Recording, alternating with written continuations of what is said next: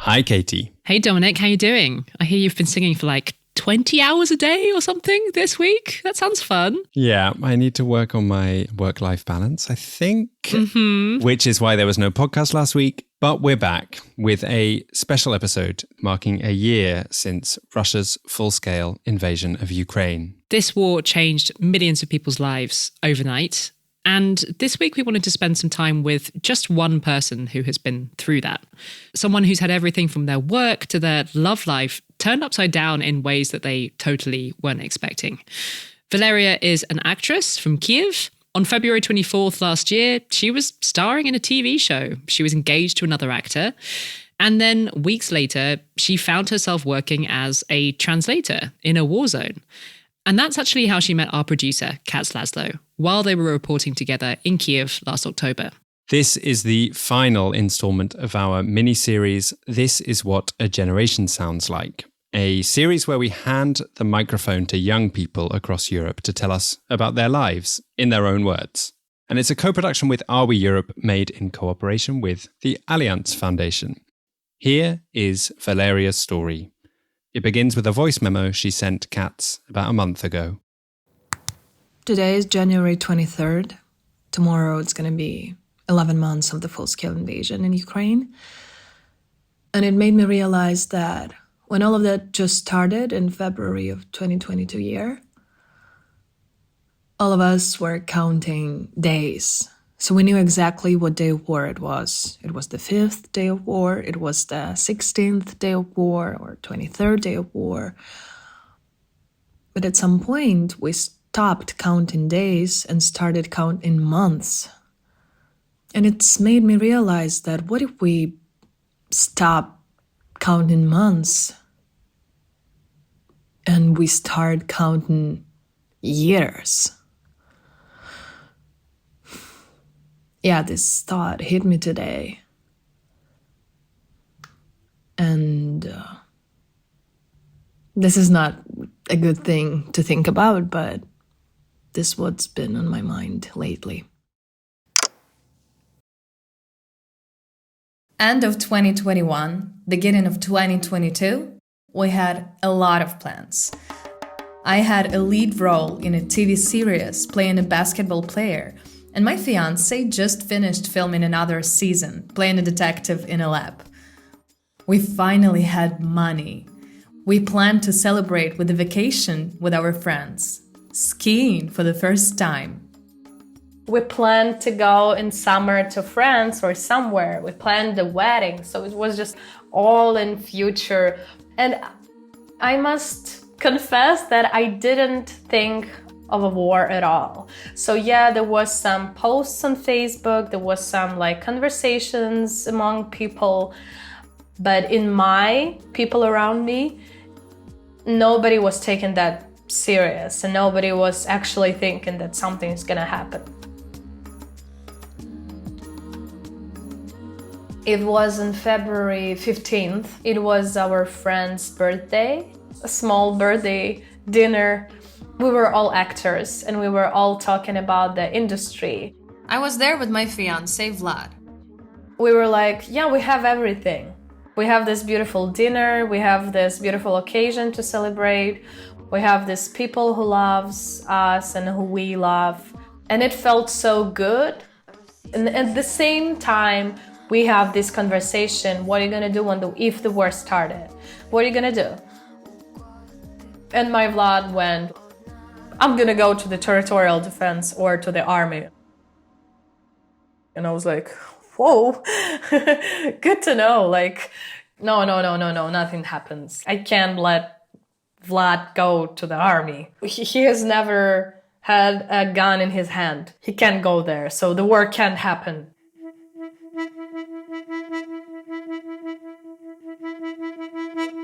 One part of me was like, my boy, he's gonna stay, he's gonna defend the country, proud of him. And the second part of me was like, I can't let this happen. This is my fiance, we're gonna have the wedding. I can't let him go and be murdered in the field somewhere. Not for nothing, but for what are we fighting? this is silly. Like, why do they need this war? I can't let you go and die. What are you fighting for? For his, like, sick ideas? Russia suddenly invaded my country for no apparent reason? This crazy old man might determine whether I get the chance to grow old with the love of my life or not. Because we didn't know what was going to happen. Now I understand, I fully understand for what soldiers are dying, right, on our land, Ukrainian soldiers. But at that point, because I didn't know what was coming, I wasn't able to, like, make this puzzle work, to collect all of this information in my head. I was born in Kiev, lived my whole life in Kiev. My mom, my dad, my Vlad, my friends, everyone I know is here. In mid-February, my older sister rang me, asking me, "What are you going to do if the war starts?" And I was like, I don't know. Why are you asking me this? When it started, we'll see, because I didn't believe that this is gonna happen. I was like, nah, this is too dangerous. And the war is already going on from 2014. They already have the Crimea. Why do they need Kiev? They're not gonna have Kiev, right? And she's like, yeah, if this happens, I'm gonna go abroad. If you want, go with me. I'll provide you for the first month or... And I was like, but what about our mom? My mom doesn't have an international passport, doesn't speak English. My sister couldn't imagine staying in a war, and I couldn't imagine leaving. And neither of us could believe we were having this conversation, and it was all still hypothetical. But suddenly, there were all these new things to ask yourself and each other.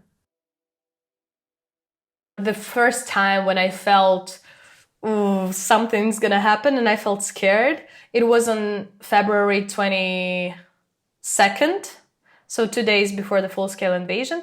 We were at Vlad's village, Miropil, in central Ukraine, sitting around the kitchen table of his parents' house. So I remember we were playing Monopoly. We love this game. And then we're like, okay, Putin's speech, let's go and listen. He looked like he's gonna do something. And I felt really scared about that. I was standing near the door, and when I heard it, I leaned on the door. So I just like lost the strength in the body, I think. Something in my chest.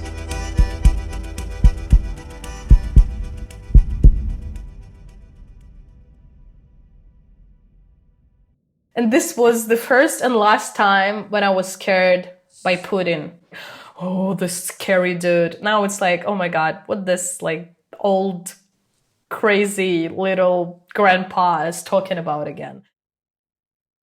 February 24th.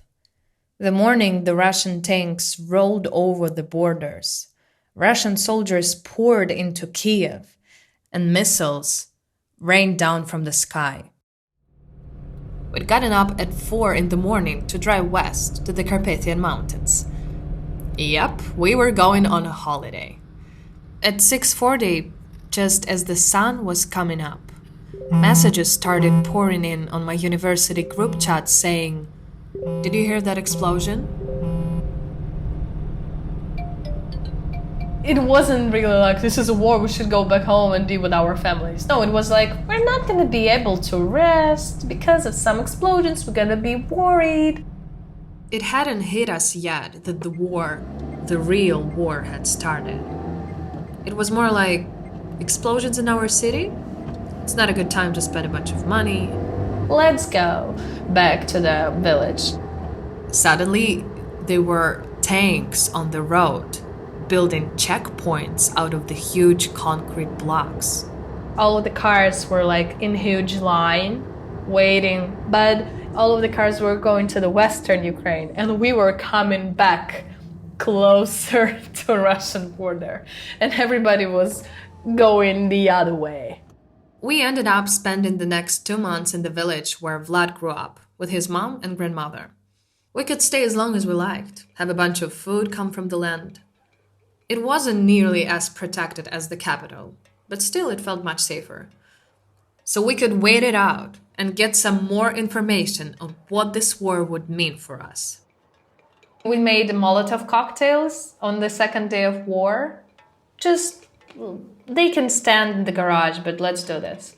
So I was just helping him to tear the t-shirts and to open the bottles with fuel, with petrol, with oil and all of that. And we just made 7 bottles. We gave high five to each other after that. Good job. We made it. It was something else. Picturing myself throwing Molotov cocktails at Russians, it felt like a video game. But the war was real. There were sirens and army base explosions 30 kilometers away. 2 months straight, I was always charging my phone. Even if it was fully charged, it was always on a charger because I needed to have my full battery all the time. I never muted it. So I was sleeping, then I heard ta-da! And I was like, where is it? Oh, okay. Not the left bank, for example. I asked to text my mother every half an hour or an hour. 1 letter. I would say just send me the A letter or whatever. Just for me knowing that you are all right, you have hands or at least a finger to send me the letter. And I was waiting for calls from my mother, from my friends, because everybody were in Kiev.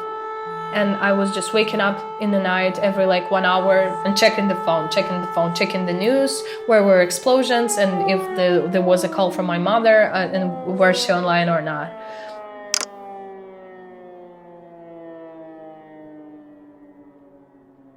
I was reading constantly about towns at the edge of Kiev being occupied, bombs falling where my friends lived.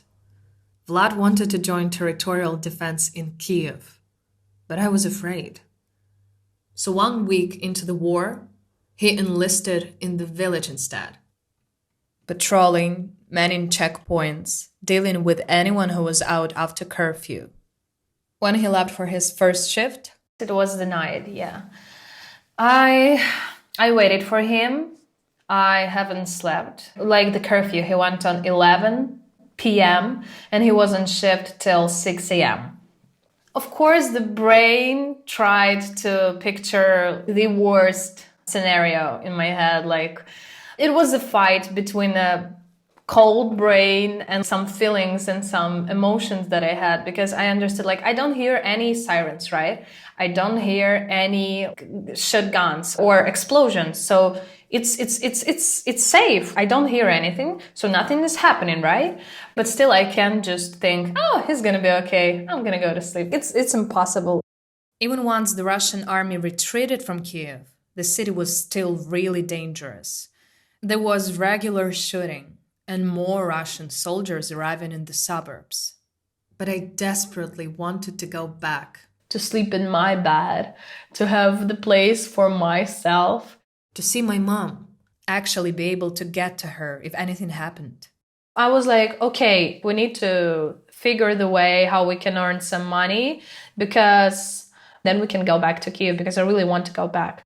Vlad's work at the territorial defense was completely unpaid. 2 months ago, both of us had been starring on hit TV shows, and now we had no idea where our money would come from. I was like, I can translate things. And I started to search for some translations, work, maybe voiceovers. Slowly, I started getting gigs, interpreting interviews over the phone for journalists. A woman who fled Kharkiv on a bike, a guy who was recording fairy tales for kids to listen to in the bomb shelters. But eventually, an international media outlet asked me to come back to Kiev and interpret in person. We need you in Kiev. We want to try you for some project. Come to Kiev. It was a blessing. I wanted so hard to come back to Kiev. They were like, we're going to go to the Hostomel. Hostomel is one of the towns just outside of Kiev that Russian soldiers seized right on the first day of the full-scale invasion. And they wanted me to go there and interview people who were under occupation in the school basement for a month, 30 children and 60 adults. So you're going to be wearing like a bulletproof vest, a helmet, And I was like, okay, whatever it takes. Sensitive stories, but I'm going to do this. I'm ready. I want to do this. I thought I was ready. Vlad gave me a ride to Kiev. And when we were driving into the city, I saw all of the tanks on the road. I saw destroyed buildings. I saw the huge holes from the bullets, from the pieces of missiles. And this was my first time when I was actually touching this war. This is my area. I knew everything in it. A maternity hospital that was destroyed. There was a huge hole in the wall. And I was like, this is a maternity hospital. It was so just like bullet holes. I was crying. It's just like destroying my house, you know? It's like they went into my space, they invaded my space, they invaded my property, my home. And I was so angry. And Vlad was like, you saw only this and you didn't saw Hostomel yet. Do you understand what's gonna happen tomorrow? And I was like, yeah, but I have no choice. I said that I'm gonna do this.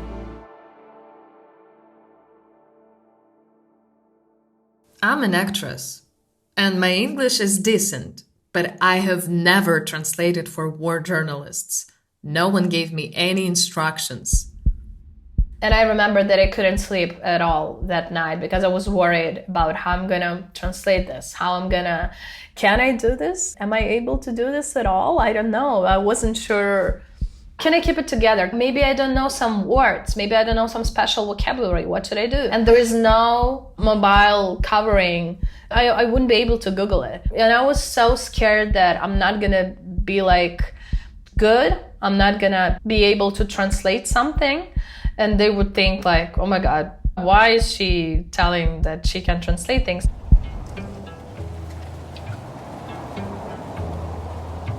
The next morning, we drove off, a car full of strangers, into Hostomel, which had just been liberated a couple of weeks ago. They say that we're gonna interview the ladies who were under the occupation in the school basement for a month. And they were cooking on the kitchen for Russians. The violence was all over the news, right? But you don't actually read these little things that people can tell you in the private conversation. These little details, like when this woman, she said, you're gonna cook for yourself. I'm not gonna cook for you. And I was like, what did she feel? What did she have in her heart to have guts to say that? And what was going on in her head? And more of that, she said, and you're gonna wash the dishes after yourself too. And they were like, okay.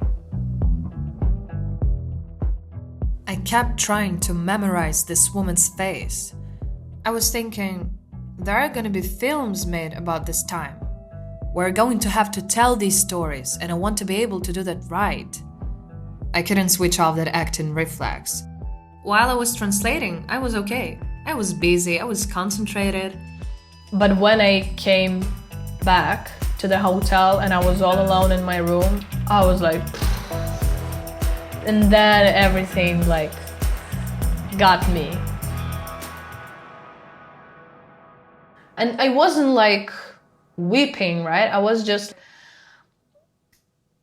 crying because I was exhausted by the feelings that I felt.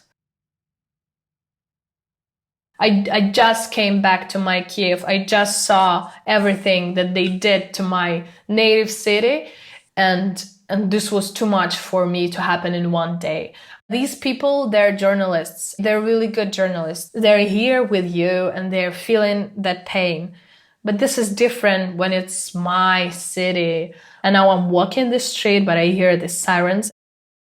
I called Vlad. I told him, like, we were talking for like maybe 2 hours. I sent him pictures because I needed to talk it through, like to let it go.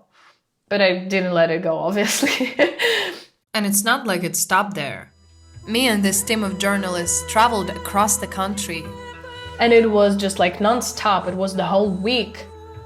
I was lucky because my first reporter that I was working with, she was a human first and the journalist second. Sometimes after that, when I was working with other journalists, I felt something different. And I was maybe uncomfortable asking some questions because I was like, this is not what you should ask this person right now. I wouldn't ask this question if I were you. I imagine that you, like me before, mostly read about the violence on the news.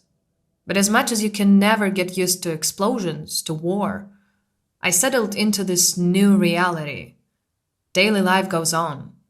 And inside that, we started making deeper adjustments. In May, Vlad decided to fully switch to Ukrainian. He said, like, I don't want to speak Russian at all. I want to just cut it off. I don't need this language. And I was like, yeah, you don't need this. Before that, the most I spoke Ukrainian was actually at the theater school, performing plays in fancy, old-fashioned language. Loud and clear, so the last row can hear me. So it's harder for me to speak like a normal person in Ukrainian, but I'm trying to do that. I had a wider vocabulary in Russia because I read in Russian since like I was a teenager. So all the books that I read was in Russian. But this doesn't matter. It doesn't matter at all. At this point, I almost never speak Russian. A couple of words here and there. I can understand that I am changing when I speak Ukrainian. Analyzing the reflection of people, I can see that the people listen to you differently. Everybody's saying that it's better to speak bad Ukrainian than a perfect Russian, and nobody's gonna judge you, and somebody's gonna correct you, like, no, this is not a right word. You should say it like this. But this is only because people are like that. People like to correct other people and to just say that they're smarter than you. We're also navigating our relationship in a war. We know a lot of people around us who broke up, for example, because it was the obstacle that was really hard. But for us, I feel like we passed this exam. Like it was the hardest that could possibly happen to us, like the worst. We were dealing with it. We're negotiating. We listened to each other. I'm really proud of us. We got married, so it's like the total opposite. We cancelled the big party. Got married in September instead. Just the two of us at City Hall. The air raid siren went off right when we arrived, and the staff wouldn't marry us until it was over, so we waited outside on the steps for half an hour.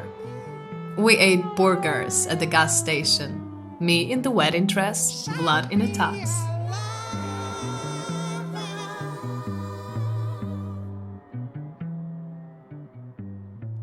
We went to the KFC, not KFC, not the fast food one. This is like a big reservoir of water near the Kiev. This is not actually a sea.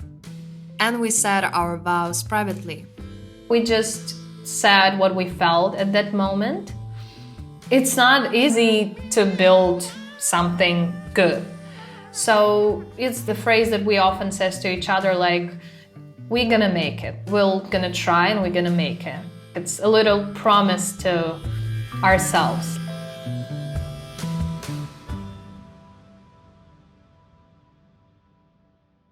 One of the biggest things that changed? Money. I've never earned that amount of money that I earned with translations.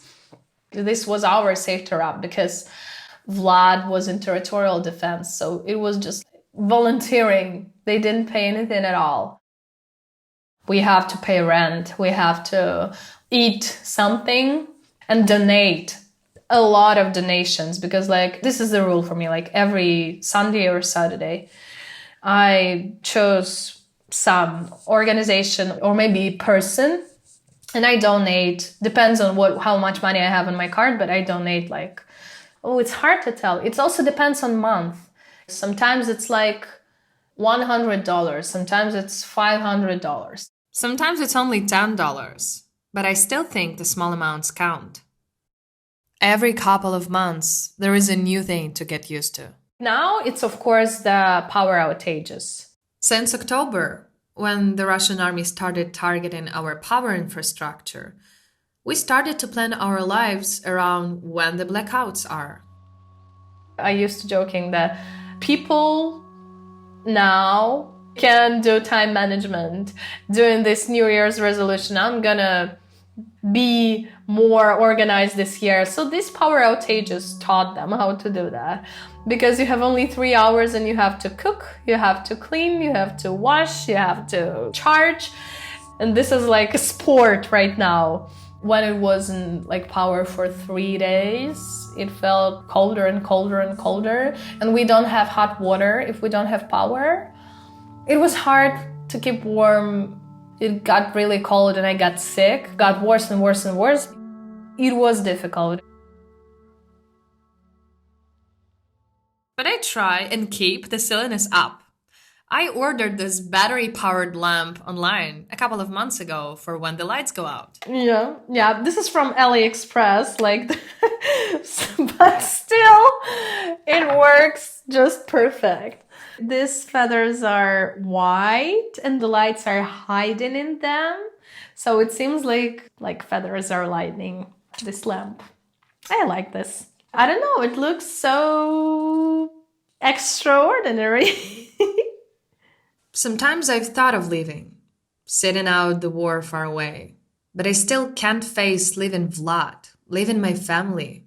And I find it really hard to be around Western Europeans, having these theoretical conversations about how all weapons are bad, and we had to negotiate with Russia. Here, at least, I know that everyone around me gets it. You cannot negotiate with people who are here to kill you and to kill your family. First, you need to send them away. It's like you're in your apartment and the guy with the gun is coming to your apartment. He kills your mother, he kills your dog, and your neighbor is saying, talk to him, negotiate with him.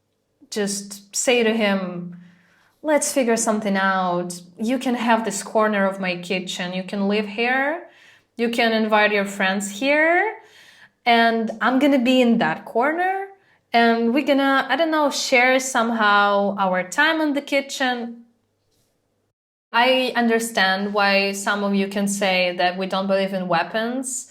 I want also not believe in weapons. I want also to have right to do this, but I don't have this right. I have to ask for these weapons. I have to donate. That's the only way that we could win.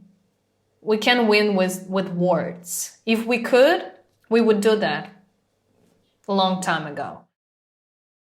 So, I'm staying here in Kyiv, at home. It's been almost a year and I can't stop thinking about this anniversary. I started reflecting this New Year's. It felt weird to really celebrate, but we got together with just a couple of friends. We watched Zelensky's speech, Cheers to a Year of Victory, and 15 minutes into 2023... It was so loud. I think it was the loudest that I heard in Kyiv. We were just immediately grabbed like a glass of alcohol with us and go to the corridor, to the hallway. I saved my Kinder. You know this chocolate in shape of egg? I got one from Santa.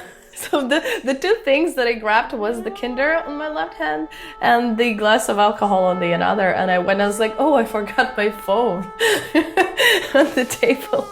And we were sitting for an hour on the floor. But then we were like, okay, if something's happened, we cannot save ourselves because If there's gonna be like arrival of a missile in the apartment building, then we're not gonna help it anyway. So we went back to the table. We can identify what it is according to the sound. Poof, poof, poof, poof, poof. Oh yeah, this is air defense. Okay, let's go. A year ago, I would have no idea what is even the difference between a missile and a drone. What do all of these words mean? And now, I can tell the difference between the sound of a bomb and air defense. Because if this is a missile, if this is a drone, this is only one explosion. If it's like 5 or 6 in a row, then you know that this is like the air defense. Because to stop one Russian missile, you have to like put 5 or 6 trying to stop the Russian one. The sirens went all night long, and the bombs fell all over the country. We have a couple of toasts in like remembering of people who gave their lives for us to sit in here and celebrating and having like rum and cola and all of the different salads. We said a lot of bad words in Russians. You ruined our year, but it wasn't the fault of the year, right? It was the fault of Russian. So let's not curse the year. And we had a lot of things good happened in this year. Like we got married in 2022 and our friends got engaged. So it was a good thing. So we can't say this year was awful. Yeah, and it was all about the hopes for the 2023. And we were all sure that this is going to be the year of victory.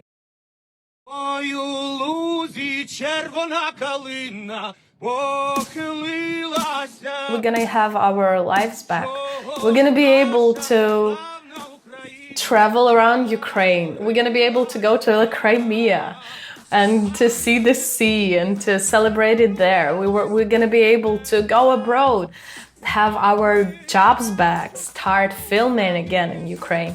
And of course it's gonna be different and it's never gonna be the way it was before, but this is all that we want.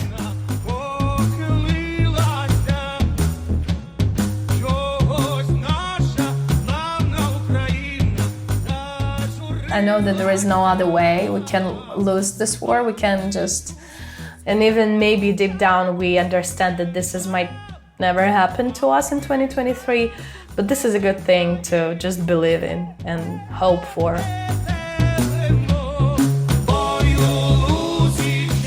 These people on the front lines, they're fighting for us to have a normal life here. They don't want us to be sad. They don't want us to sit in our apartments crying all day long. They are fighting for us to be happy here and to have normal, as much as it's possible, life here. So they can come and see for what they were fighting. So that's our front line. We have to keep living, keep doing our thing.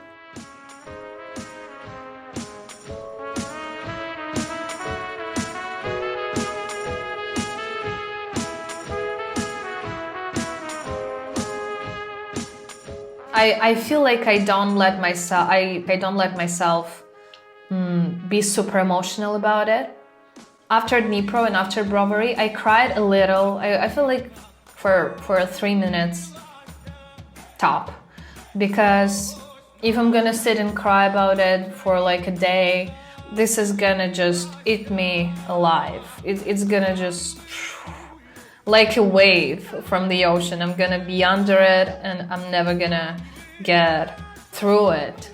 So I feel like we'll let ourselves, and I'll let myself be weaker when all of that is over. I feel like now it's not the time to be weak.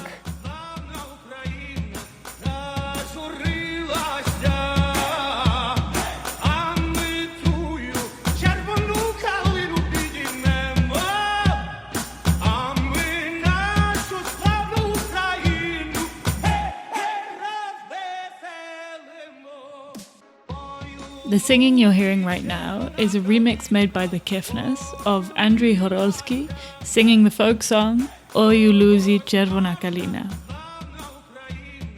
This episode was produced by Valeria Fokina and me, Katz Laszlo. Editing came from Katy Lee, with additional support from Wojciech Oleksiak and Dominic Kraemer. Sound design came from me, and mixing and mastering came from Wojciech. Thank you so much to our collaborators at Our Europe and Allianz Foundation for funding this entire series. And of course, many thanks to our Patreon supporters who are generously helping to keep this podcast going. Other music is Koniki by Tiktu, Vesna, Baby, and Alambri, all by Dacha Bracha, and our theme music is by Jim Barn.